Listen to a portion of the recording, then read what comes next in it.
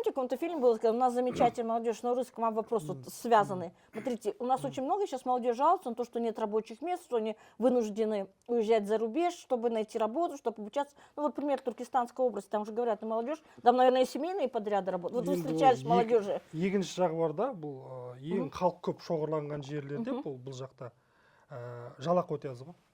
Яғни бұл цехта, мысалы, Нұр ағамыздың айтып отқан цехында 100 мың теңгеге жалақыға отырады. Ал медийный жалақы бізде 250 мың теңге. Ал солтүстікте бізде не жетпейді?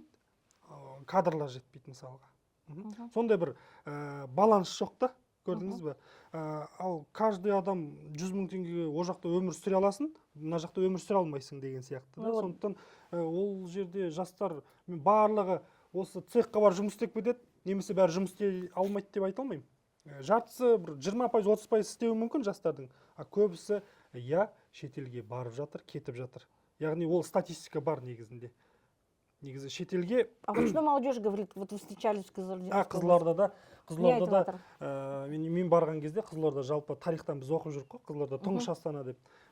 Астанадан жылыма десем, Астанадан суық екен. Өйткені желі сүйегінен өтеді да.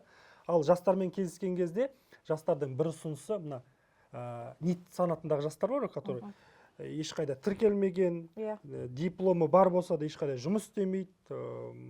Мынандай солардың бір категориясын жасалып, қайтадан соның тізімін реттеу. Өйткені, мысалы, менің әйелім бар, ол жұмыс деген декретке шығады, декретке шыққан соң автоматты түрде НИТ санатына кіреді. Но декретке шығып тұр, оның стажы жүріп жатыр ана жұмыста. Ол декретіне алып жатыр, үйде пособие алып жатыр, но НИТ санатына жатады. А сол жердегі жұмыс істейтін мамандар айтады, бізге айтады дейді, осымен жұмыс істеңдер дейді. Осының санатын азайтыңдар деп ұсыныстар қойған кезде, оның біз санын қалай азайтамыз?